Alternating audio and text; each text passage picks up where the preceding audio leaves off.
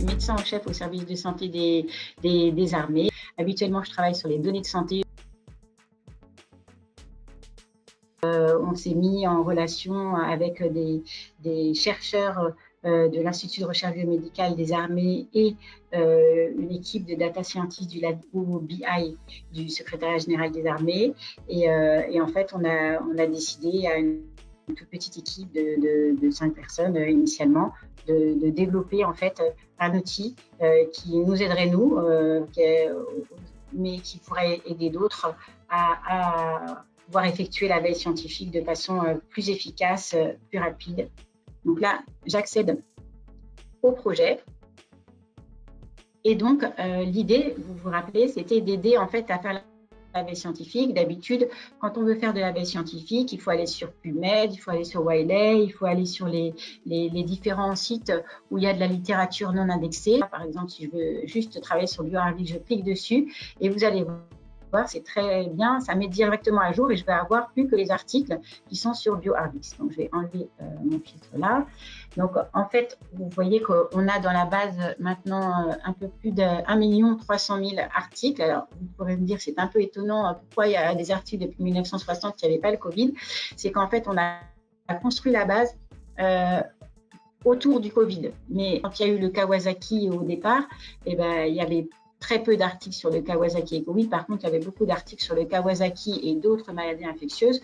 Donc, en fait, on a appris au robot à aller chercher non seulement sur le Covid, mais sur toutes les thématiques, en fait, finalement, qui étaient intéressantes pour le Covid. D'où le fait que vous ayez des articles de façon antérieure à la période du Covid. Et notamment qu'il y ait des articles pas mal sur la période du SARS-CoV-1 ou du MERS. Donc là, vous voyez, je vous présente un petit peu. On a le nombre d'articles, vous avez les sources. Vous pouvez aussi sélectionner par type de journal. Alors là, c'est une caractéristique. Il faut bien penser à respecter les majuscules. Pour l'instant, on va essayer d'adapter ça pour que ce soit plus simple d'usage. Mais vous pouvez, par exemple, si je veux mettre Nature, si je veux un article qui est dans Nature, je rentre Nature et puis je sélectionne. Et après, du coup, ça va me sélectionner les articles de Nature qui sont dans l'article. Voilà. Donc là, je vais enlever mon filtre.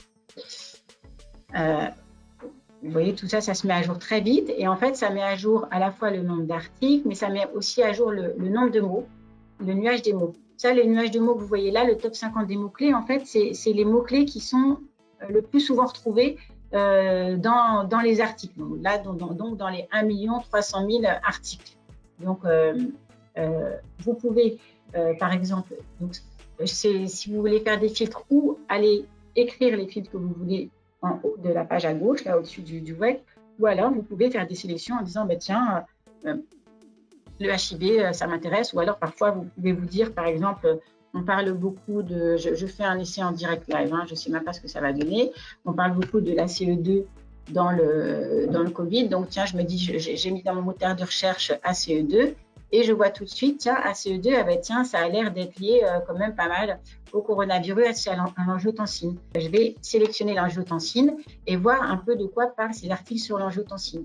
Donc, c'est quand même assez différent de ce qu'on a d'habitude avec PubMed, parce que non seulement on a la liste des articles qui s'affiche, vous allez voir à chaque fois qu'on met à jour, ça met à jour la liste des articles là, et là, vous avez un article, vous voyez, on a plus de 153 articles avec tous les filtres qu'on a appliqués. Eh bien, on les a là, ces articles. En plus, c'est bien surligné en jaune quand ça parle de la CE2.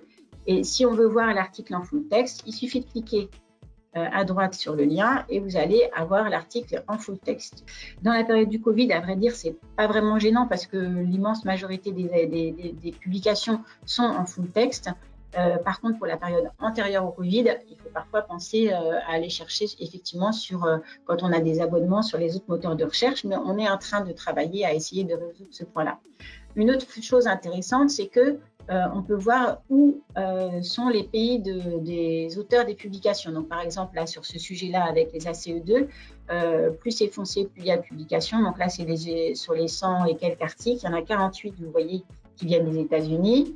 Et il y en a juste 5 qui viennent de France et 25 qui viennent de Chine. Et après, pareil, on peut faire les filtres en cliquant sur les pays. Donc, ça peut être intéressant. pour faire les filtres. On voit qu'il y a eu beaucoup de publications sur les ACE2 dans la période récente, mais il y a aussi eu manifestement un certain intérêt pour le sujet. Vous voyez, il y a une petite vaguelette en 2005 et en 2010. Et ça, en tant qu'épidémiologiste, parce que c'est intéressant parce que quand on voit qu'il se passe quelque chose à un endroit, alors il faut faire attention, ça peut être lié au fait qu'il y a eu des appels d'offres sur le sujet, qu'il y a eu un article très médiatisé, mais enfin, quelque part, ça veut dire qu'il y a quelque chose qui se passe et ça peut être un point d'intérêt. Alors, d'autres outils similaires, pour l'instant, c'est pas tellement l'objectif, surtout qu'en fait, dans l'équipe qui a mis en œuvre Wake & Co, en fait, on est tous impliqués dans la crise Covid, donc on a un problème de gestion de temps. Par contre, des utilisations futures, bien sûr. Il y a deux champs tout particulièrement qui nous intéressent, c'est que là, on a centré beaucoup le projet Wake sur le Covid, mais on se rend bien compte que finalement, c'est intéressant pour l'infectieux. Et puisqu'on parle de mettre en place des alertes, on se dit que ça pourrait être intéressant pour suivre l'ensemble des risques NRBC, nucléaire, radiologique, biologique et chimique, et de pouvoir avoir des alertes si on voit qu'il y a quelque chose qui se passe sur ce champ-là. Il y a un deuxième point, c'est que là, vous avez vu, on va regarder la littérature scientifique et la littérature qui a été validée par les pairs et la littérature non indexée, qui n'a pas encore été validée par les pairs.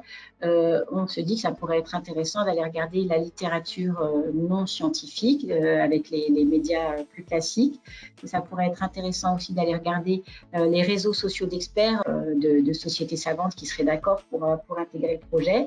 Et puis plus globalement, après, d'aller sur des réseaux sociaux encore moins spécialisés, notamment une association de patients, ce qui permettrait, en fait, dans l'idéal, il faudrait qu'on puisse mettre un curseur où j'ai l'information la plus fiable, mais parfois un petit peu plus tardive et un petit peu moins exhaustive, où j'ai une information plus exhaustive, mais parfois d'un peu moins bonne qualité. Enfin, ça peut peut-être un peu plus partir dans tous les sens, mais c'est plus précoce. Après, il y a des fonctionnalités en plus qu'on a imaginées. Comme je vous ai dit, c'est par exemple la mise en place d'alertes. On a mis en place aussi sur la plateforme de développement, mais que vous ne pouvez pas voir là sur Internet, de la traduction automatique, notamment du chinois au français, parce que c'était important dans cette épidémie-là.